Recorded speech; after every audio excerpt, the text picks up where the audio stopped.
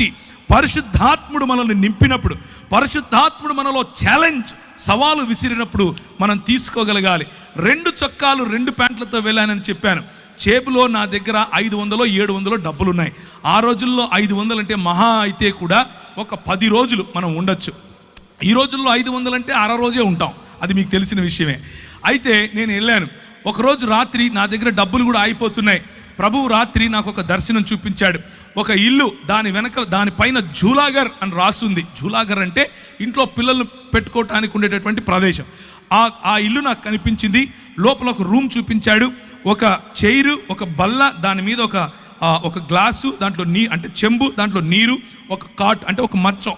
ఆ మంచం మీద మంచి పరుపు, గల్లగా ఉండేటటువంటి ఒక బెడ్షీట్. ఇది నాకు కనిపించింది. రాత్రి ఆ దర్శనం చూశాను. ఉదయం పరిశుద్ధాత్ముడు నడిపిస్తున్నట్లుగా నడుస్తున్నాను.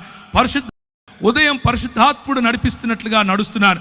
పరిశుద్ధాత్ముడు నాకు చెప్పినట్లుగా ఏ డైరెక్షన్లో, ఏ దిశగా నేను వెళ్ళాలో ఆ దిశగా వెళుతున్నాను.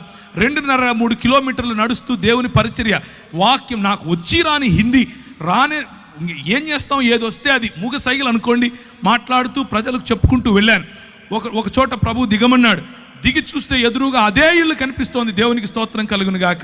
ఆ ఇంటికి వెళ్ళి తలుపు తట్టు అన్నాడు. నేను ఆ ఇంటికి వెళ్ళి తలుపు తట్టాను. అది జైన్లు ఉండేటటువంటి ఇండ్లు. అంటే ఆ ఇంట్లో వాళ్ళు జైన మతాన్ని వాళ్ళు అనుసరిస్తారు.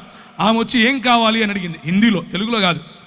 నాకు ఏం లేదండి, రూమ్ కావాలి అని అడిగాను.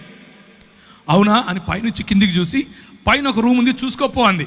పైకి వెళ్ళాను. పైకి వెళ్ళంగానే అదే మంచం, అదే గళ్ళగా ఉండే బెడ్షీటు, అదే చైరు, అదే టేబుల్, అదే చెంబు, నీళ్లు నింపబడినాయి. కిందికి వచ్చాను. అమ్మ నాకు సరిపోతుంది, నేను తీసుకుంటాను అన్నాను. డబ్బులు ఇవ్వండి. నా దగ్గర డబ్బులు లేవు అన్నాను. ఏం చేస్తారు మీరైతే? రే ఓరా బయటికి అంటారు. ఆమె అన్నది ఎప్పుడు ఇస్తావు అంది. ఒక 10-15 రోజుల్లో ఇచ్చేస్తానమ్మా అన్నాను. మీరు ఒప్పుకుంటారా? ఏ ఊరు నిధి అంది. హైదరాబాద్ నుంచి వచ్చానమ్మా అన్నాను. డబ్బులు ఉన్నాయా జేబులో తినడానికి అంది. లేవమ్మా అన్నాను. ఎదురుగా ఒక మెస్ ఉంది, దాంట్లోకి వెళ్ళి భోజనం చేయి, నా పేరు చెప్పు అంది.